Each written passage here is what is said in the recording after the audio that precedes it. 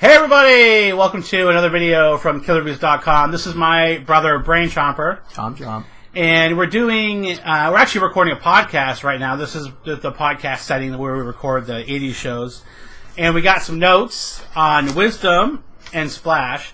And you're watching basically a live podcast, a clip from the live podcast. And this will be exactly the same as it is on the podcast.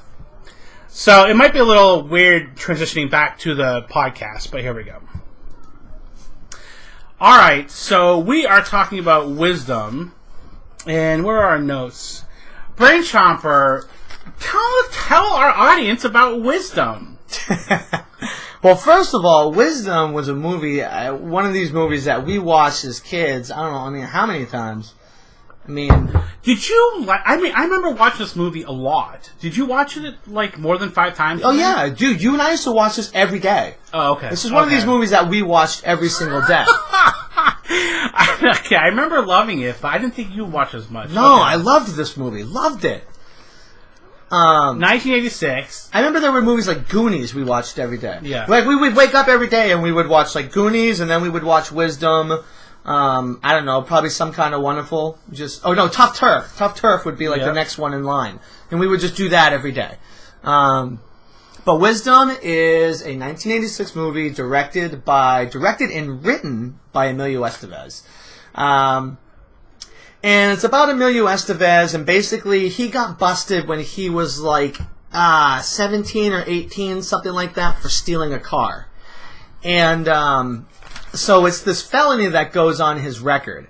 And you can kind of get the sense that he lives at home with his parents, and you can get the sense that the parents are kind of, I guess they're well-to-do. They have a gorgeous house. Yeah, they're doing all right. And there's a lot of pressure from their parents, because at this point in the movie now, it's 5 years later, he's 22 years old.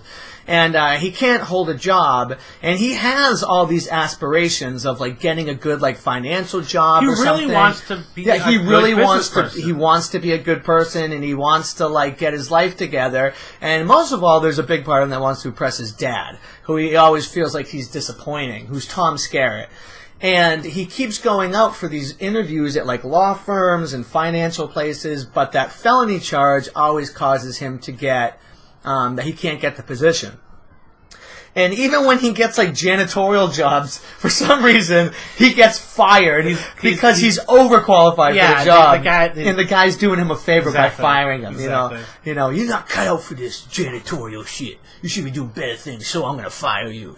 Which I don't know any janitor that would fire his best employee who's making $3 an hour. How many janitors do you know? I know a ton.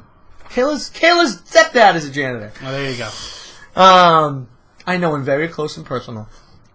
So basically, he just gets frustrated with all this, and he just kind of decides he's just gonna do what he does best, and that's be a criminal. But he's kind of searching for what his crime is going to be. Is he going to murder people? Is he going to kidnap people? And finally, he's watching the news one night about these farmers who are getting screwed over by the government, and he decides that he's going to go and be a criminal for the people, and he's going to go to banks, and he's going to burn up all the mortgage documents, and give these farmers and these good, wholesome Americans some time to get caught up on their mortgage payments and things like that, and be a criminal for the people. Wow. Pretty good synopsis, right? That's a really good summary. Yeah, I know. I'm impressed with myself. Where does Demi Moore fit in? So Demi Moore is his girlfriend, and in all of this stuff with his dad and the stress about his family, he has Demi Moore, who they've already been dating for a while. And they are clearly in love. They seem to have this very great relationship. They just love each other She's no matter what. She's a pretty good girlfriend. Yeah, totally good. Well, she doesn't have much else going for her either. She's not educated. She's working harder than he is. She's got 2 jobs. She's a waitress or something, and she works at the flower shop. So she's got nothing going on for her either. So on the big day that he decides to rob his first bank, on his way to the bank, his car breaks down, and she happens to be driving by because they were going to meet up for lunch, and she picks him up and drives him to the bank. And she ends up being his getaway car, and she just kind of follows along with him, and it becomes this kind of Bonnie and Clyde drive around the country, hitting banks, and they kind of become celebrities. And to the people, that's all they need. No that's need it, right? Yeah. So, but the cops are on their back the whole time. Danny Glover is following them. I'm too old for this shit. If he's black, it must be Danny Glover. So, it's worth mentioning that this film, you watched it on Google Play? I ended up watching it on, what did I watch it on? I think I watched mine on Vudu, like VUDU or something. Yeah, I did a lookup on, like, On Demand or something, and it was on there for, like, $4 or something like that. Yeah, it's not streaming anywhere. You have to pay for it. By the way, it's not too shabby. Like, this whole digital media thing, like I have this app on my Xbox, and I think it's called VUDU. I could be wrong. But you just search, I watch Splash. I paid $3 to rent Splash. It's really funny. It's like, oh, rent Wisdom for 30 days. It says 30 days available. And then today it said 1 day left. I'm like, that's fair. That's a really good deal. Come over? Huh? They usually come over? No. You gotta be quiet if you're gonna be in here. You have to be quiet. So, okay, so I'll start with some positives for Wisdom. Okay? Yeah. You got a lot of them, huh? I actually, I didn't separate it this way. As I watched the movie, I wrote notes. So I don't have Splash. I have pros and cons because I did all my notes after the movie. Mm-hmm. So I'll give you my notes as I watch the movie. Okay. Yeah. The bank robberies aren't very realistic. I mean, I guess granted this was like 30 years ago, but like you can't really take 10 minutes in a bank and not have 500 cop cars outside. So, I mean, like, out in the country, sure. Like, later in the movie, they go out east, and there's a lot of, like, mom-pop banks, you know? Yeah.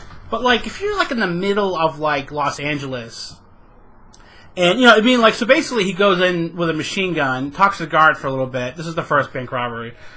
And then, like, gets on the counters and puts, you know, everybody get down. And then, where are your mortgage files? Are you sure these are the right files? You know, you have more files. Well, he did lock the bank doors, you know He that. did lock the bank door, but you figure somebody would come up to the window and see a machine gun and call the cops or something. I mean, like, I don't know. Yeah. Like, and then, you know, and then she's like, oh, there's more over here. He walks across the thing, and, you know, the floor and opens up those files, sets the bombs, you know, it's like... At the same time, you did live in Los Angeles, and think about how long it takes to get anywhere.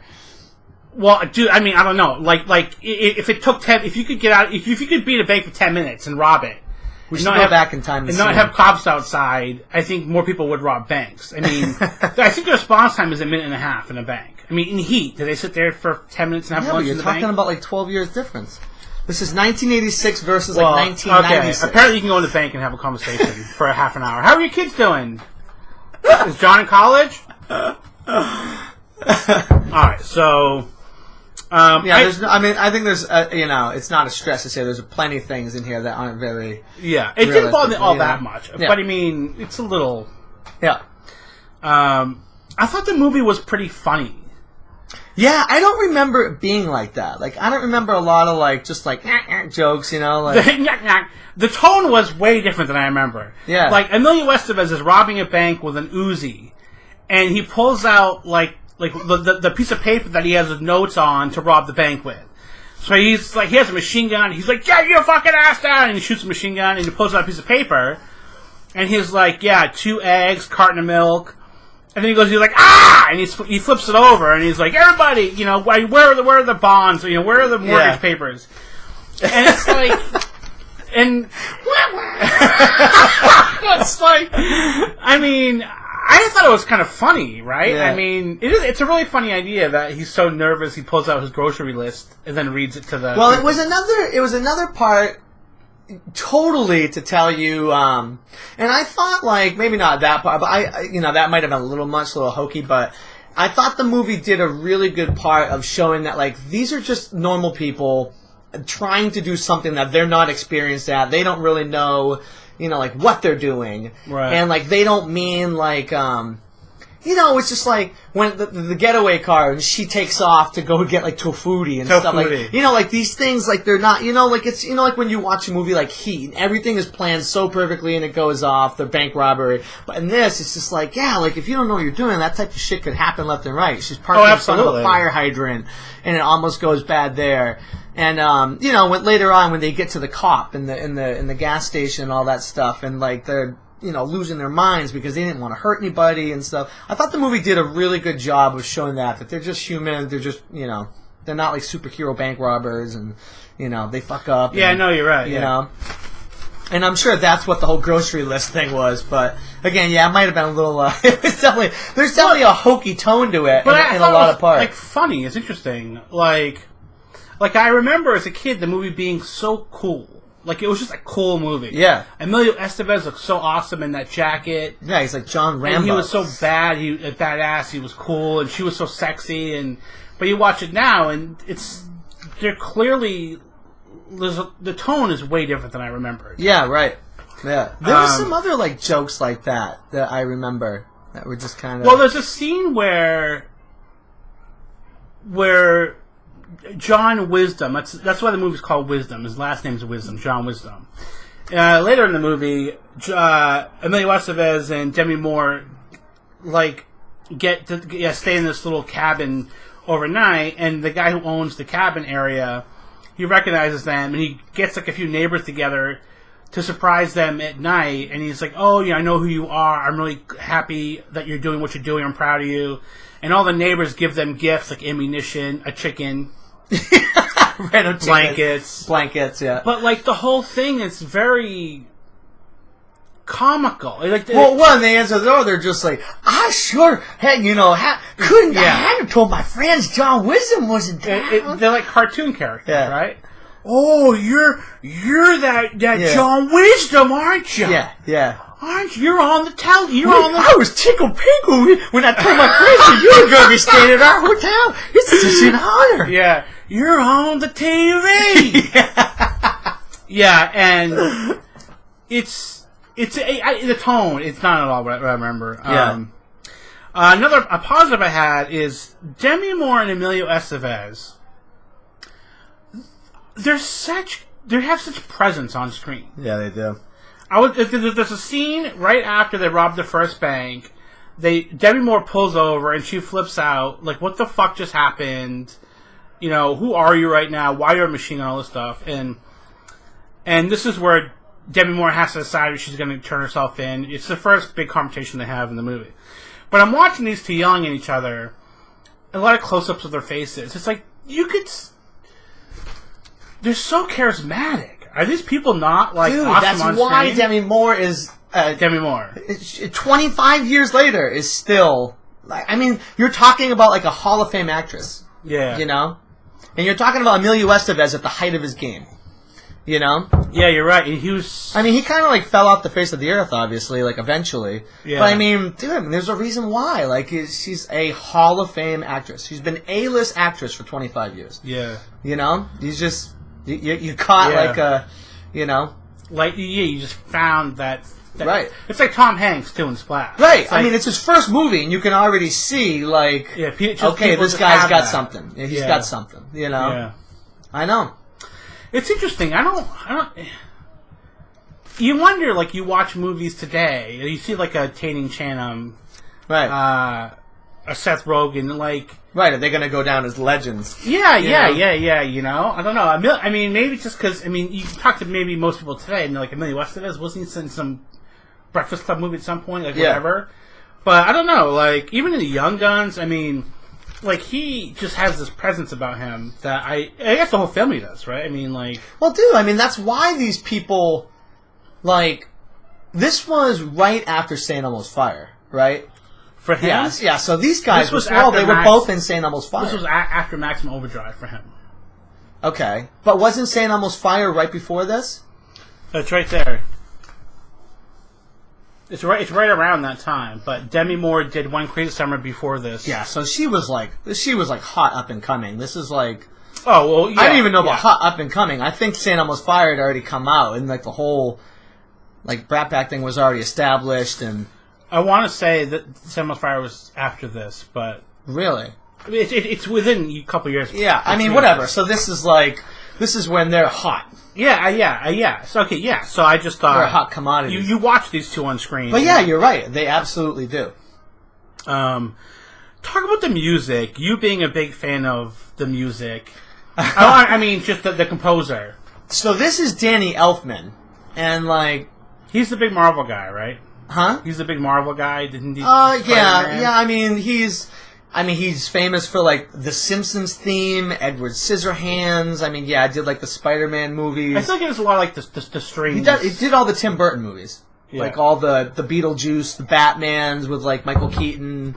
I mean, famous, huge. one of the most. Yeah, one of Hollywood's best. And this has to be one of his first movies out of Oingo Boingo. It's so not. I recognize this stuff. No, because I mean, I wonder if it's like, well, I know that Pee-wee's Big Adventure was his first movie. I know that for sure was his first movie.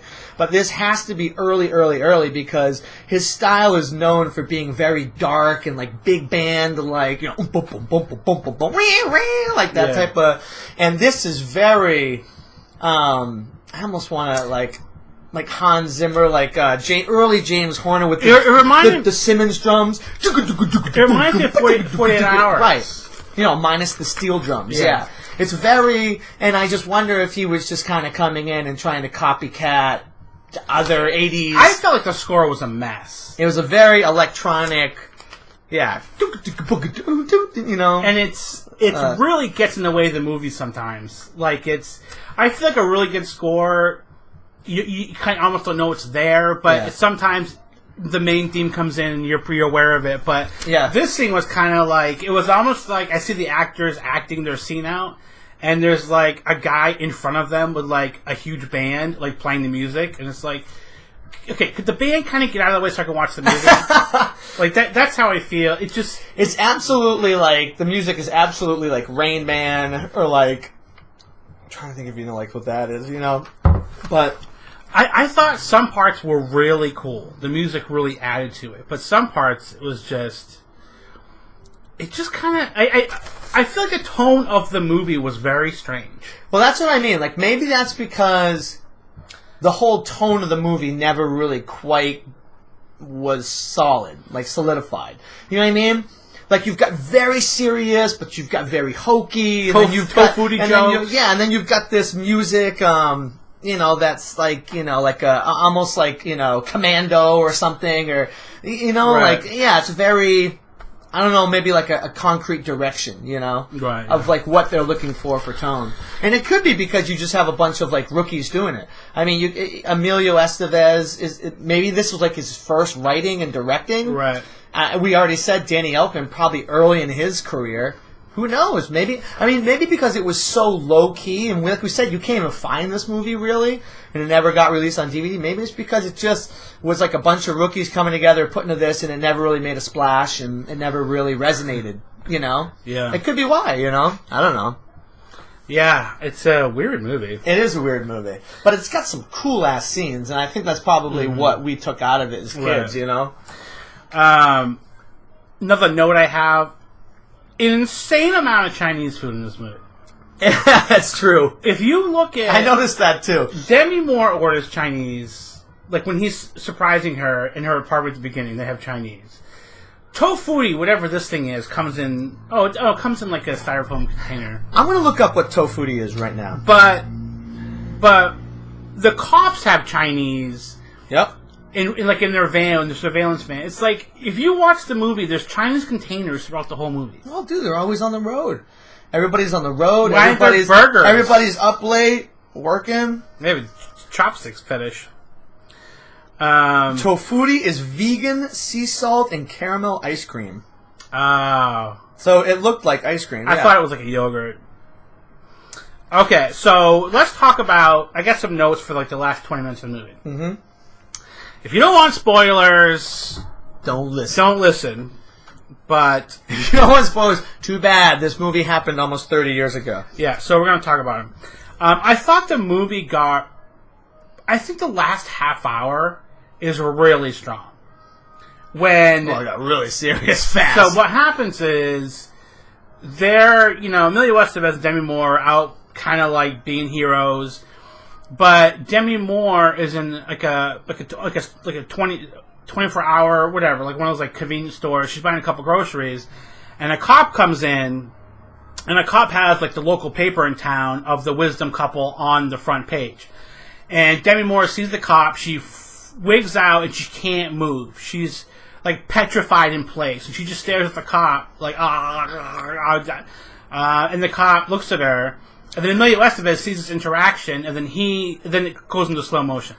Emilio Estevez grabs the Uzi, runs to the front door. Demi Moore and the cop eye each other down. They both grab their guns in slow motion, and then Demi Moore shoots the cop, and then everything changes. I mean, like they're not the cool couple that. Brent Trumper, what changes for them? Well, I mean, they're out there doing this for the people, and when she shoots the cop, then all of a sudden it's like, we were supposed to be doing this for the people. Now we've killed a person. Like now we've. Right. And they kind of feel like they've lost all the sense of, like, their mission, like, what they're trying to accomplish and all that stuff. And they've killed a person. Yeah, I mean, and now they're really becoming, like, they're murderers, and they're kind of like, we need to flee and get out of the country. And that becomes, like, their new direction. And it's like, now we need to run from the cops. I mean, they're already running from the cops, but like they're like, we've killed somebody. We don't really have direction anymore. We just need to get the hell out of Dodge, and we're going to go to Canada. And that's like their plan, is they're going to go to Canada. Yeah. But they need money to do that and stuff. So now, because they've kind of lost direction, they end up like robbing a bank to get money this time, instead of burning the mortgage documents, to get money so that they can go to Canada and just kind of live out their lives, hopefully, and escape, Right. But yeah, they get caught, and it obviously all goes wrong, Yeah, but it's a huge turn for the movie. And I feel like the tone is finally a little bit more locked in, and it's a lot more serious. And Emilio Estevez, he knows, like, shit's going down. So he makes a phone call to his parents. And that was my favorite part of the movie. Yeah. The phone call, I think, is really touching. And part of that is, there's three reasons for me. Emilio Estevez has an awesome performance there. And then you have Tom Skerritt. Always has an awesome performance. He was like a fucking rock. And the other chick, who is phenomenal, too. Veronica Cartwright. Yeah. So, like, you have three really good actors doing a well-written scene and stuff like that. Yeah. So, he pretty much says goodbye to his parents and stuff like that. That was, I think, a really awesome scene. And another thing, too, in that scene is, I don't know if you remember, like, Tom Skerritt, as usual, it's like Emilio Estevez is always looking, it's a big part, he's always just looking for his dad to be, like, proud of him. And, he talks to his dad, and he's like, I'm sorry, like, we never meant to hurt anyone and all that. And his father, as usual, just can't find anything to say. And his mom says, like, I love you, And she's always been, like, supportive of him no matter what. She loves him no matter what. And she says, I love you. And then just as, like, Emilio Estevez hangs up the phone, Tom Skerritt does that, like, I love you, like, under his breath. And just misses him, misses it. Yeah. So that's, like, you can obviously, they're going for, like, a high impact moment of, like, Emilio Estevez is gonna die now, still thinking his dad doesn't love him and is not proud of him, He's completely failed his father. Yeah. In his eyes, yeah. In his eyes. Yeah. But you get the sense that in Tom Skerritt's eyes, he hasn't failed him, he just doesn't know how to tell him, or he doesn't really... He can't show that he's proud of him, or he can't show that, So it does have, like, its depths to it, this movie. Like, it really does, So the cops, in this case, like I think it should have happened in most cases, the second he goes into the bank with the Uzi, this is the final bank robbery they do to steal money to bring to Canada. Somebody hits a button to notify the police, and they're there in, like, a minute. So and this is like in Minnesota and stuff, and I'm sure you're probably asking, where was that in Los Angeles in the civilized? Apparently, they haven't invented the button in Los Angeles. But like the cops, this is the whole finale of the movie. Maybe they had that installed over the course of the months, knowing that Bonnie and Clyde were on their way. Right. So this is the finale. They rob the bank for the money. As they're leaving, the cops are outside. Car chase happens. And then, let's just make a long story short. Demi Moore gets shot in a parking lot. And, Emilio, they're like literally like, it's like literally ants, cockroaches everywhere. And Of police, agents, stuff like that. So, they take refuge in a school, it looks like, some kind of tech school maybe. And Dr. Penumbra's there. Penumbra. But basically, I don't want to spend a half hour on the ending. But, so Emilio Estevez, they have a little moment with Demi Moore, and she's shot. He says goodbye, I'll be back, I'm going to go figure out how to get out of this. And then he goes to... I loved the ending, the almost ending scene. So, basically, Emilio Estevez goes to, this football field. And he's on one side of the field, and then all of the other cops are on the other side of the field. And they're both on, bleachers. Emilio Estevez is on the top of the bleacher. And this is where he's wearing the Michael Jackson outfit, and he, sings and goes down the bleachers. Right? Stars! Half of our audience isn't even going to get that joke. We're not going to get that joke. We're doing a little dream reference. So anyway, John Wisdom... He unloads his gun, and the cops are finally right up against him, and he actually is going to go grab the gun, and the cops shoot him, and he dies. But how does the film actually? What's the last scene of the movie, Brain Chomper, of Wisdom? Oh my God, that's right. So he gets shot, and he dies, and then he wakes up in his bathtub, and it was all a dream. It was all a dream. The movie opens with John Wisdom in his bathtub getting ready for a job interview. He's in the bathtub just thinking about life and stuff, and there's an opening monologue. Yeah, he's talking about how he stole a car, and how's he going to get out of this one, and is it going to follow him, and he starts shaving, and then the movie starts, and he goes out to his job interviews and all that stuff, and in the end, it comes back to him in the bathtub, and it was all a dream. Yeah, he literally is well, that's, this isn't exactly the words, but he's well, that's one way of going, but that probably wouldn't work out. Yeah. The music kicks in, and he, gets out of the bathtub. So the whole entire movie was just him thinking about how that path would go down while he was in the bathtub. Which I don't mind. I totally forgot. I forgot all about that. I thought you would literally rage. No, I didn't mind it because whatever. It's you got your emotion of wow, he died and she died and then at the end, after you get all that emotion, you can be oh, okay, oh, it's just a dream, so everybody's okay. Demi Moore's still alive, she's still hot. Yeah. It's all good, So whatever, that's fine. I had just completely forgotten about that, Yeah. Yeah, that had escaped me completely. So, Brain Chomper, what are your thoughts on this movie? Like overall acting, plot, an overall rating 1 to 5. How do you feel about the movie? I still think it's a good movie. You're right. It definitely tone was the overall tone was a little bit scattered, I guess. But and definitely some believability. I questioned okay, would Demi Moore, I don't care how much she loves him.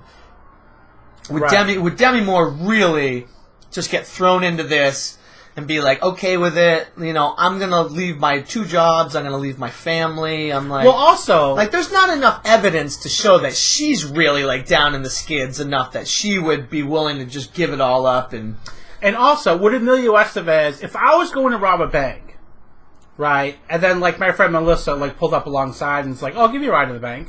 Right. Would you really be "Oh, you really don't mind?" Yeah, and then I'm "Oh no, I should really just walk." She's "Oh, I don't mind."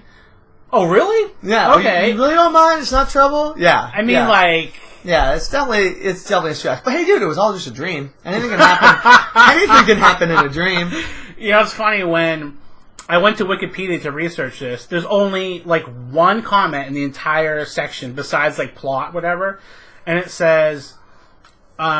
Critics did not review this movie very well, And it had one review, I think it was by one of the Roper people, right? Like Richard, whoever died, one of the guys that died. It's Siskel and Ebert, isn't it? Isn't that? Yeah, I think it was Siskel, I think. Yeah. In the Wikipedia, he panned the ending as a cop-out.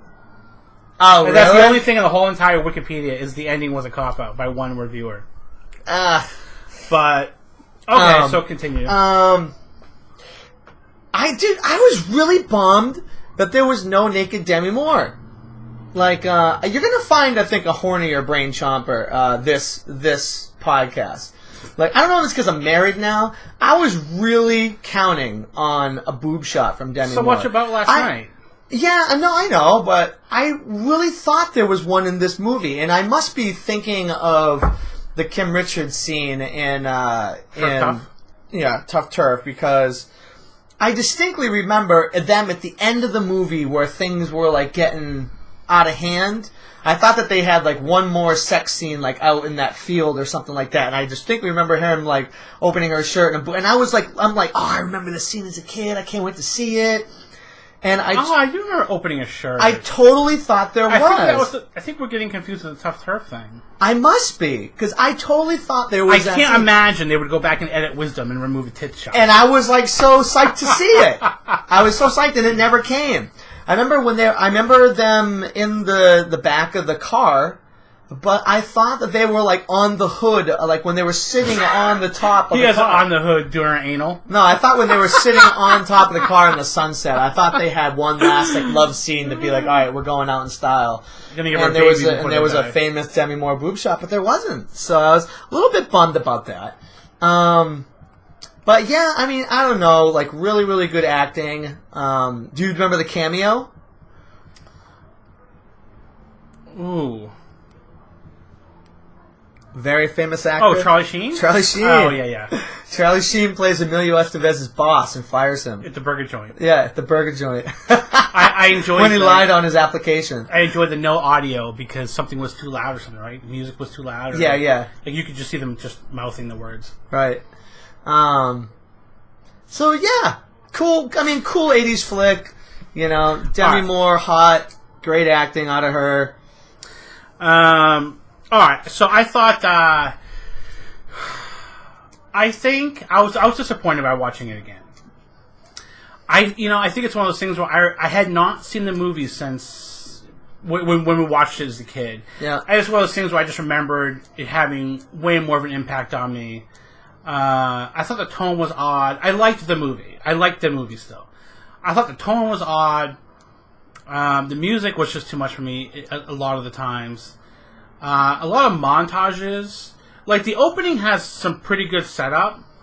And it's 35 minutes in when the first bank gets hit. And I feel like a lot of the hour in the middle, it's just a lot of montages of them driving and bank robbing. Well, it's funny, you say that you're kind of disappointed. It could be that we were 9 when this came out? Roughly, right? 9? Yeah. I mean, it could be that just what, and maybe we even saw it, like, later, and it could be that just all that just kind of stuck with us as kids was just the scenes of how cool is the Uzi and how cool and Demi Moore is like and you're in so love gorgeous. You're in love with Demi Moore, because when I'm watching this, the only scenes that I remembered were like the Demi Moore, like the love scenes, the anal on the top of the and the Uzi, like the bank shots and stuff, and at the end with the bleachers and like the whole beginning 35 minutes. With them, like, painting the fence, and he's going for job interviews. Like, I didn't remember any of that. Right. I was like, I had no idea that this actually had, like, a plot line of, like, why he's doing this and what is, so I didn't remember any of that.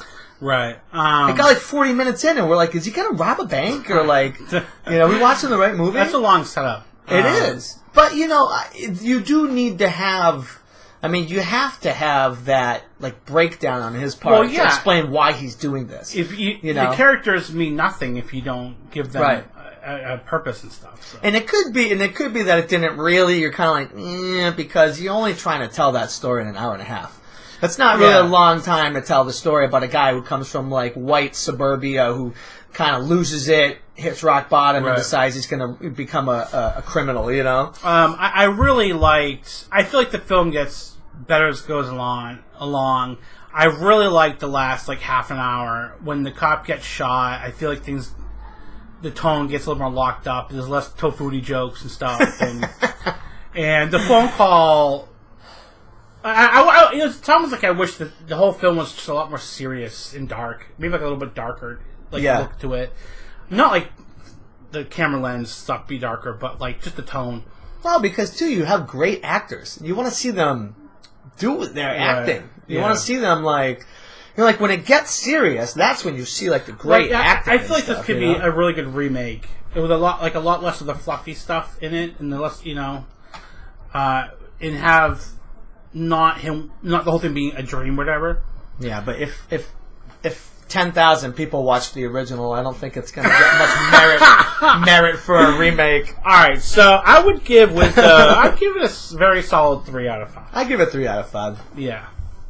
Yeah, that works for me.